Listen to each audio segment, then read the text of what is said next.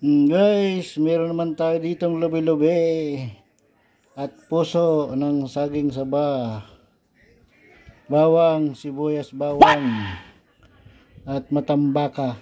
Iprito natin yan guys bago ilahok sa gulay. Kasi pag sariwa kasi nadudurog siya. At ito yung gata natin, no? Dalawang nyug guys. Yan, lutong palusag lang tayo guys ngayon. Yan. Ayan na lang guys. Guys, umpisa na natin magluto guys.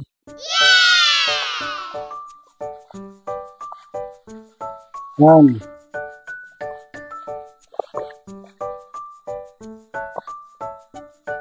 Dalawang salang naman guys. Apat na piraso lang yun guys. Mga pambaka. I-prituin muna natin guys para bago natin ilawag sa gulay. Yes! Hindi siya madurog guys.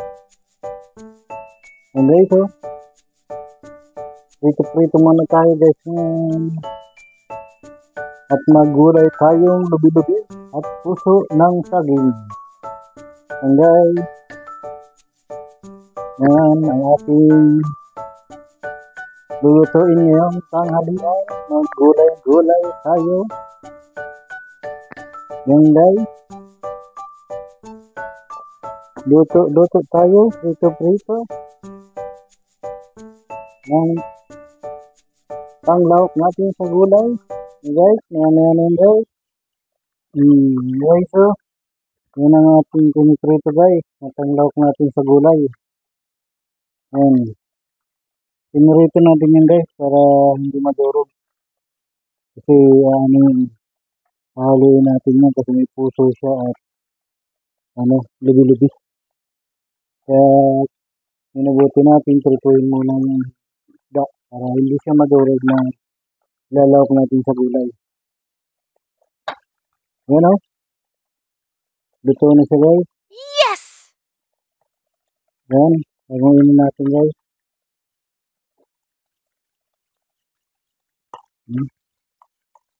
Magsalong tayo ng bago guys.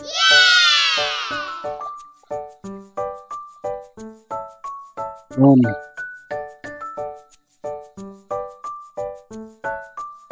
Yan ang ating huling salang guys. Pritong isda.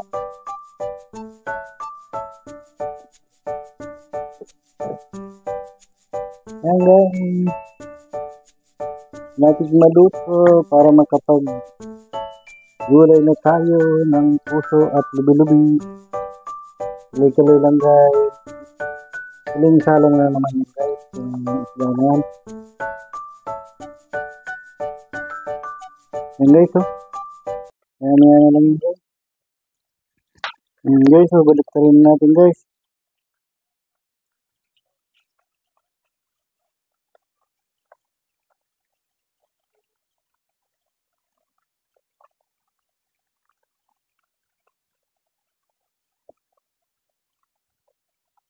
Yan guys, oh.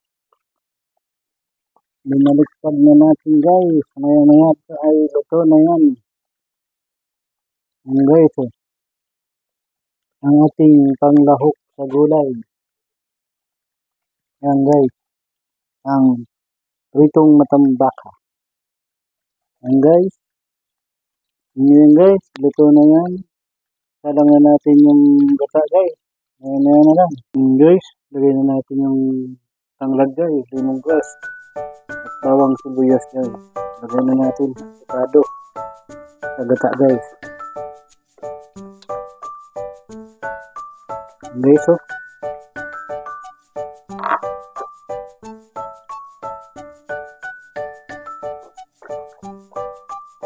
Yan guys.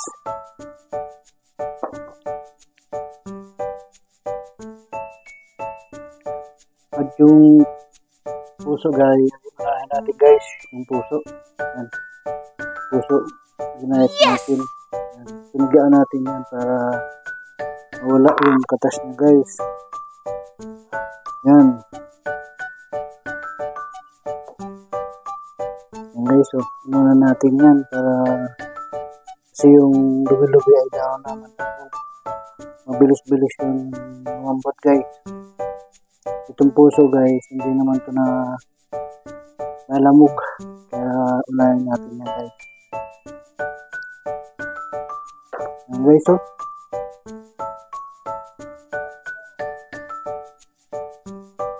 Takpan muna natin guys para kumulo na siya. Okay.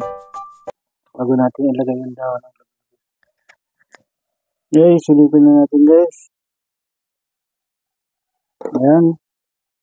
Nakulo-kulo na guys ang ating puso. Ayan guys oh.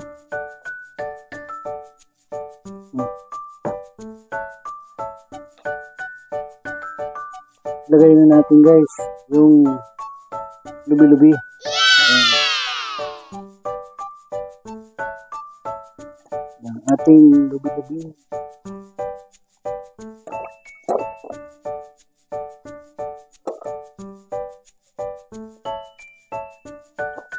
At yung paborito guys ng Bicol, ano, sili. Pastilan. Ayan. So weird.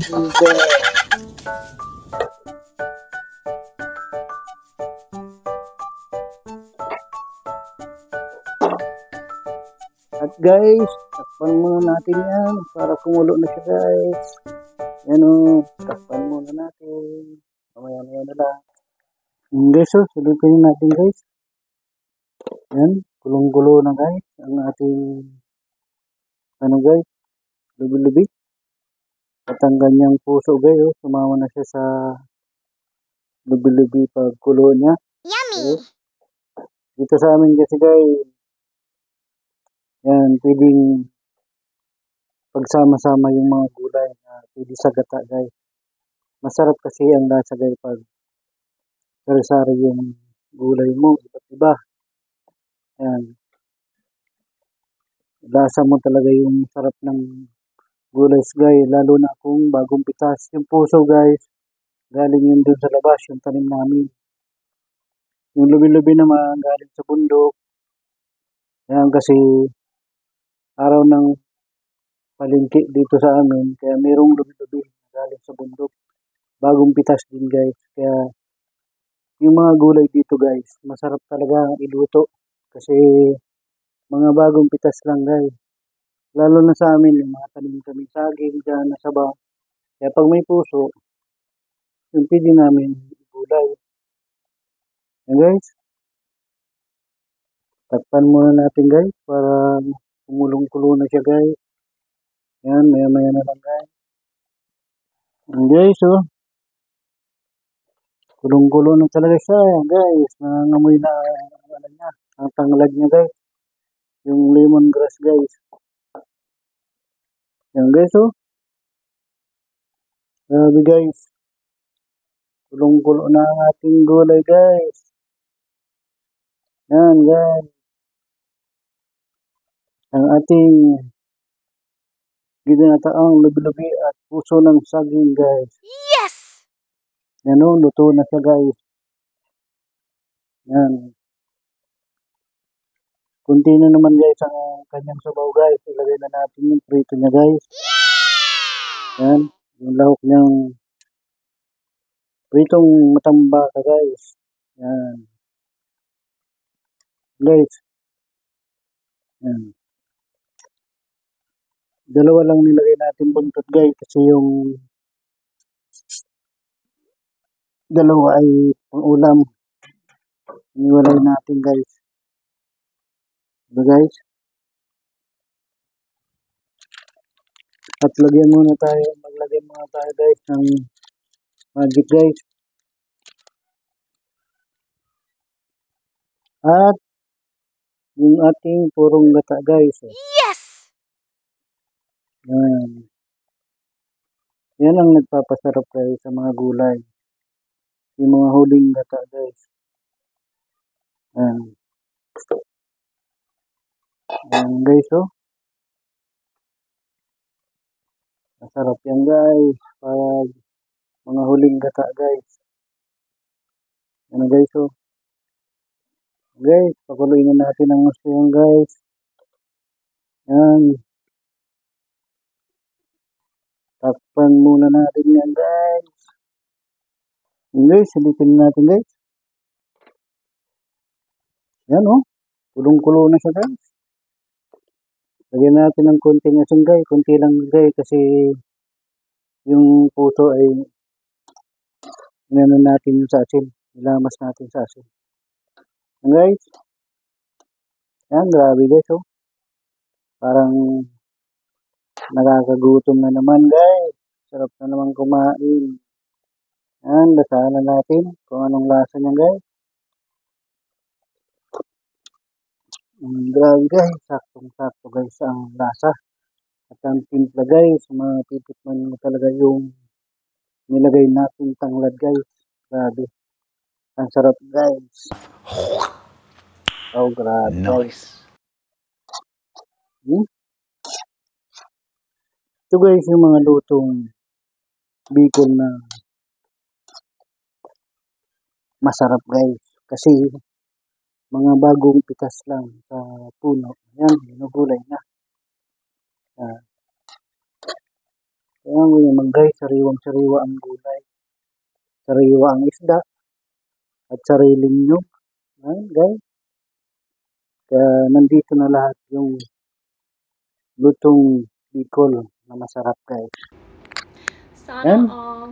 Pinimplahan na naman natin guys na nalasap natin na masarap naman guys. Kaya guys, hanggang dito na lang po muna ang aking munting vlog. Maraming salamat po sa inyong suporta at panonood sa aking mga ginagawang video. Mag-iingat po kayo lagi saan man po kayo nandoon. At huwag niyo pong kalimutan mag-like and share and subscribe na rin po. At pakipindot na rin po ang ating notification bell para po updated po kayo sa aking mga ginagawang video. Hanggang dito na lang po ang aking munting vlog.